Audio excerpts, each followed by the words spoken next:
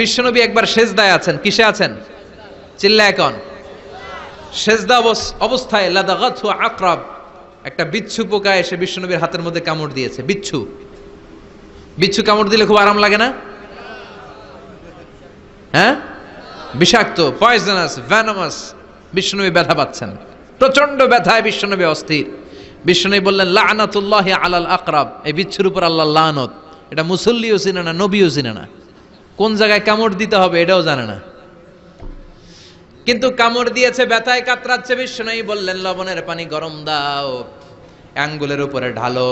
লবণের পানি গরম দিয়ে আঙ্গুলের উপরে ঢালতে শুরু করে দিল। বিশ্বনবী পড়তে আরম্ভ করলো কুল হুয়াল্লাহু আহাদ আল্লাহুস সামাদ লাম ইয়ালিদ ওয়া লাম ইউলাদ ওয়া লাম ইয়াকুল লাহু কুফুয়ান আহাদ। পড়েন সুবহানাল্লাহ।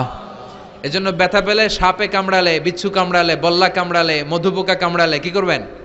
সূরা ইখলাস, সূরা ফালাক, সূরা নাস। আবার বলেন সূরা ইখলাস, সূরা ফালাক, সূরা পড়ে ফু দিবেন।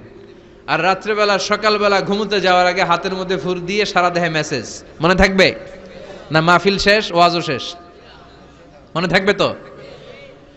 আল্লাহ বললেন কুল হুয়াল্লাহু আহাদ, নবী আপনি বলেন আল্লাহ একজন, এক এবং অদ্বিতীয়। আমাদের আল্লাহ কয়জন? একজন হওয়াতে আমাদের জন্য লাভ না লস? কেমনে লাভ? 3 জন 4 জন হইলে কইতাম আমগো আল্লাহ 60 জন। হ্যাঁ,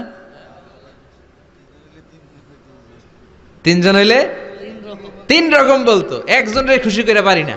3 জন হইলে ঝামেলা আছে না নাই? আল্লাহ যদি 2 জন হতো কি হতো? একজন বলতো এতদিন তুমি তোমার মন মতো মহাবিশ্বের সব কিছু পরিচালনা করেছো, আজকে থেকে আমি আমার মন মতো করব। ঝামেলা আছে না নাই?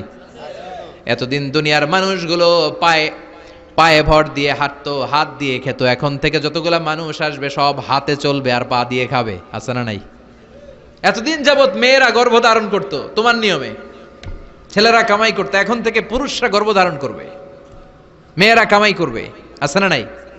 এতদিন তুমি পূর্ব দিক থেকে সূর্য উঠিয়েছো, পশ্চিম দিকে অস্ত দিয়েছো, কালকে থেকে আমার নিয়মে পশ্চিম দিক থেকে সূর্য উঠাবো আমি, পূর্ব দিকে অস্ত যাবে। কিলাকিলি আছে না নাই?